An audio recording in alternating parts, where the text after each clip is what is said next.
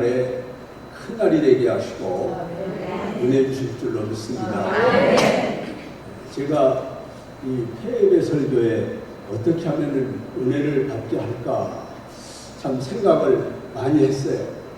그런데 은혜 받게 하려고는 생각은 마땅한 생각인가요? 그 이상의 생각인가요? 마땅한 생각인 것 같죠?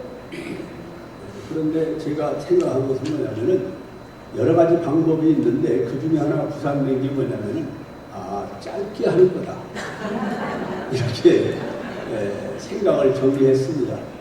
왜냐하면은 지금 빨리 가셔야 되는 분들이 많을 것 같아서 아마 그래야 은혜가 될 것 같은 생각이 들었기 때문입니다. 저는 오늘 이 본문 말씀이 우리 목사님들이 잘 아시는 말씀이죠. 이 말씀은 생각의 한계를 가져라 하는 그런 말씀인데요. 제가 생각해 볼 때에 많은 사람들이, 특별히 예수 믿지 않는 사람들은 마땅한 생각 그 이상을 넘어서 생각의 한계를 넘어서 질주하는 시대는 일찍이 지나갔습니다. 과거가 되었어요. 그것을 지금에 와서 탓하려고 하는 것은 오히려 탓하는 그 말 자체가 이상할 정도입니다. 그런데 생각의 한계를 가지고 있어야 할 우리 목회자나 기독인들의 생각의 한계를 넘는 것이 좀 문제가 되지 않나 이렇게 생각을 해봤습니다. 지금도 이 사회에서 학교의 어떤 교사가 좀 불미스러운 일을 했다 그러면은 아니 교사가 그럴 수 있어? 이런 생각을 합니다. 왜? 학생들을 지도하고 가르쳐서 이 나라나 세계의 장래의 일꾼들을 세워야 할 그런 분들이 이래 가지고는 안 되지 않느냐 이래서 개탄스러움을 토합니다. 그런데 그보다 더 정말 바르게 또 마지막 고루로서 서 있어야 할 우리 목회자나 크리스찬들의 생각의 한계가 무너져 있다라고 하는 것은 참으로 개탄스러운 일이고 하나님께서 슬퍼하실 수밖에 없는 그런 입장이라고 생각을 해봤어요. 오늘날 많은 허물들이 드러나고 있습니다. 세상에 믿지 않는 사람들의 가정, 그리고 그들의 직장, 그들이 하고 있는 어떤 정치계, 산업계, 건축계, 요즘에 건축계에서도 말이죠. 넣어야 할 철근을 안 넣어가지고, 그걸 빼버려가지고, 아파트에 사는 사람들이 불안합니다. 아파트에 사는 분들 잘 죽으시는지 모르겠어요. 이런 문제들이 이게 큰 문제예요. 그런데 여러분 그런 것도 그렇지만은 그보다 더 문제가 되는 것은 영적으로 이게 제대로 서 있어야 할 것들이 서 있지를 못하는 것. 이게 문제입니다. 많은 분들이 전혀 생각의 한계를 가지지 않고 그냥 마땅히 생각할 그 이상의 생각을 가지고 살아가고 있어요. 그런데 기독교인들이 세상 사람들이 그러는 걸 보면서 그걸 부러워하는 것 같아요. 그래서 나도 해보자. 이러는 것 같다 이런 얘기입니다. 여러분 절대 그것은 부러워하지도 말고 그걸 한 번쯤 해보려고 이렇게 생각을 잘못하는 일이 없기를 바랍니다. 제가 오늘 말씀드리고자 하는 것은 아주 간단하게 말씀을 드리려고 그러는데 마태복음 7장 1절 이하에 보면은 주님께서 비판하지 말아라 이렇게 말씀을 했어요. 그런데 주님이 비판하지 말라고는 비판은 세례 요한이 헤롯을 비판한 그런 비판을 하지 말라는 얘기가 아니에요. 여러분 이 건설적이며 유익한 비판을 하지 말아라 이런 얘기는 아니다 않습니까? 만일 목회자들이 그런 생각을 가지고 있다고 하면은 그것은 짓지 못하는 개가 똑같은 거예요. 마땅히 할 말은 해야 되는 것이죠. 마땅히 건설적이고 또 유익한 비판은 해야 하는 것이 목회자들에게 꼭 있어야 하고 필요한 것입니다. 그러나 마땅히 생각할 그 이상의 생각을 가지고 파괴적이고 또 정말 부정적인 그런 부덕한 그런 말을 하면서 비판하는 그런 자리에 있기 때문에 오늘날 목회자들이 비난을 받고 손가락질을 당하고 또 마땅히 서서 사명을 감당해야 할 우리 예감 같은 교단들이 마땅히 해야 할 일을 못하고 말하자면 마땅히 생각할 그 생각을 못하고 그 이상의 생각들 때문에 거기에 헤매이면서 우왕좌왕하고 갈 길을 못 가고 제자리 걸음하고 때로는 후퇴하고 이런 일들이 벌어지고 있습니다. 여러분 앞으로 어떤 일이 있어도 생각의 한계를 가지고 살아가시기를 바랍니다. 사람은 감정의 동물이라 흠없는 때가 있어요. 감정이 막 쏟을 때가 있어요. 여러분 한계라고 하는 것이 언제가 필요합니까? 그때 필요한 것이지 평안하고 문제 없을 때 한계를 생각할 필요도 없어요. 어떤 문제가 생겨서 이 한계를 넘나들어야 하는 어떤 이런 문제가 교단적으로나 교회적으로나 우리 목회자들 개인적으로 이렇게 생겼을 때에 이 한계라는 것이 필요한 건 아니겠습니까? 그런데 그럴 때는 한계를 집어 피해쳐버리고 자기 멋대로 나간다 이 말이죠. 이래서 세워져야 할 하나님의 뜻이 세워지지 못하고 이루어져야 할 역사들이 오히려 뒤안길로 물러가는 일들이 많이 있는 거 아닙니까?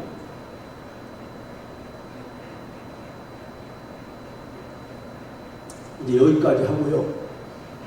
제가 여기서 더 나아가면 나도 생각의 한계가 막 이렇게 네. 마땅히 생각하고 이상의 생각을 할 것 같아서 그만하겠습니다. 자, 오늘 제가 간단하게 이제 끝으로 말씀드릴 것은 우리 교회를 부흥시키고 목회를 잘 하려고 하는 생각은 어떤 생각입니까? 이상의 생각입니까? 마땅한 생각입니까? 네, 마땅한 생각이죠. 그러나 주님의 교회론적인 면을 벗어나서는 안 되는 것입니다. 아무리 교회 부흥이 필요한 것이고 목회자들이 원한다 하더라도 주님이 우리에게 주신 교회론적인 면을 벗어나서는 안 된다.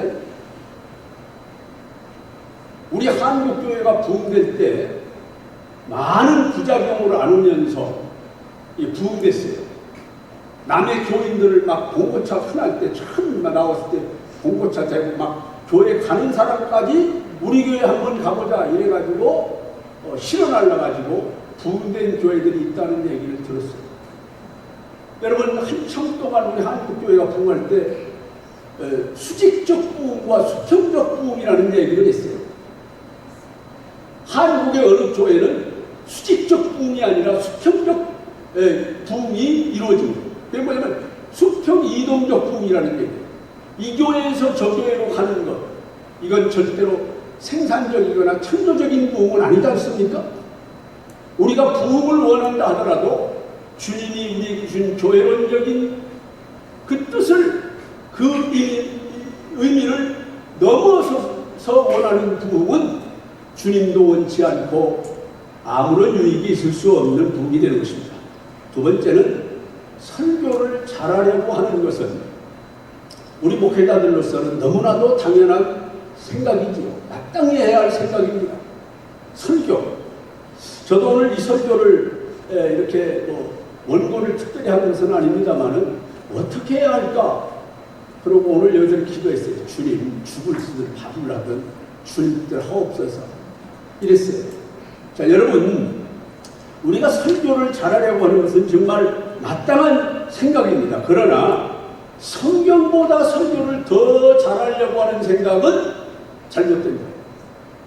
성경보다 더 잘하려고 한다. 이게 무슨 말이냐면요.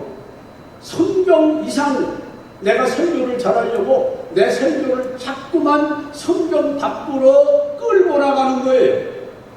이런 설교가 우리 한국 강산에 넘쳐납니다.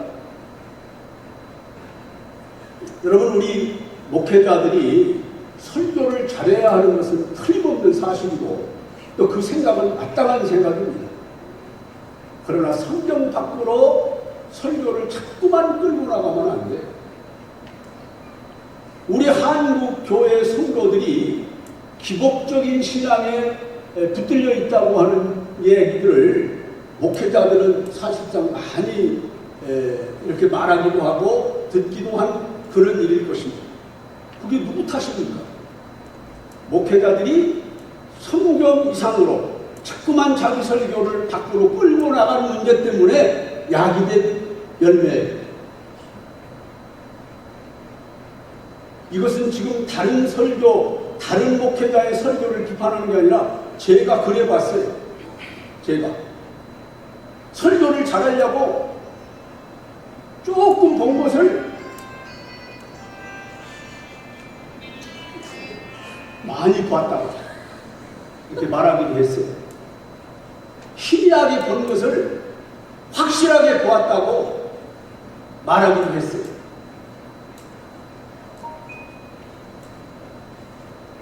은사를 하나 받고도 2개 받았다고 말하기도 했어요. 내가 잘 보이고 신령한 목사라고 하는 말을 듣고 싶어서 말입니다. 나중에 보니까 그것이 내가 마땅히 생각할 그 이상의 생각을 한 거예요. 여러분, 우리는 앞으로 주님이 무엇을 더 기뻐하실까? 사람들이 내 설교를 듣고 하나님께서 은혜 받았습니다. 목사님 감사합니다. 이게 중요한 것인지, 너는 설교를 성경대로 했다, 내 뜻대로 했다, 이 말씀을 듣는 것이 더 나을 것인지를 판단해 봐야 됩니다. 자, 그리고 우리는 성도들을 바르게 양육하려는 생각은 마땅합니다. 성도들을 잘 양육하려고 하는 것. 자, 지금 여러분들이 성도 한 사람, 이렇게 일반 사람 예수 믿게 해서 뭐 가르치면서 학습, 세례, 그리고 세례받고 2년 이상 지나서 집사가 되게 하기까지 성도들을 양육해 나가는 것이 지금 이 시대에 사실상 뭐 도시에서는 모르겠습니다만 제가 시골에 가서 목회를 해보니까 하늘의 별따기예요. 하늘의 별따기. 그래서 그 한 사람을 이제 교회 나왔는데 어떻게 하면은 빨리 그 신앙이 성숙되어서 정말 어엿한 크리스찬으로서 사명을 감당하면서 충성하고 봉사하고, 예? 하나님 앞에 정말 훌륭한 그런 성도가 되었으면 하는 욕심이 우리 목회자들은 누구에게나 있을 겁니다. 그렇다고 너무 한꺼번에 설교를 길게 하고 그냥 설교를 하다 보면 그 사람에게 많은 것을 한꺼번에 가르쳐주고 싶은 거예요. 그렇게 하면 체합니다. 제가 보니까 그래요. 체해요. 이게 많이 말하고 싶어요. 빨리 가르쳐서 그냥 웃자라게 하고 싶은데 그러면은 쓰러질 수도 있다는 거예요. 그런 것들을 우리가 조심해야 하리라고 봅니다. 그래서 설교를 길게 하고 싶어요, 목사는. 자꾸 하다 보면 이게 막 연결되어서 막 설교가 막 나오거든요. 그 절제할 수 있는 능력도 목회자의 능력입니다. 그걸 알아야 돼요. 여러분, 설교를 길게 한다고 은혜 받는 건 절대로 아니에요. 그렇다고 짧게 한다고 은혜 받느냐? 그것도 아니죠. 그러나 한계는 있다는 얘기예요. 한계. 그렇기 때문에 우리 목회자들은요, 성도 한 사람을 놓고 내가 있지 않습니까?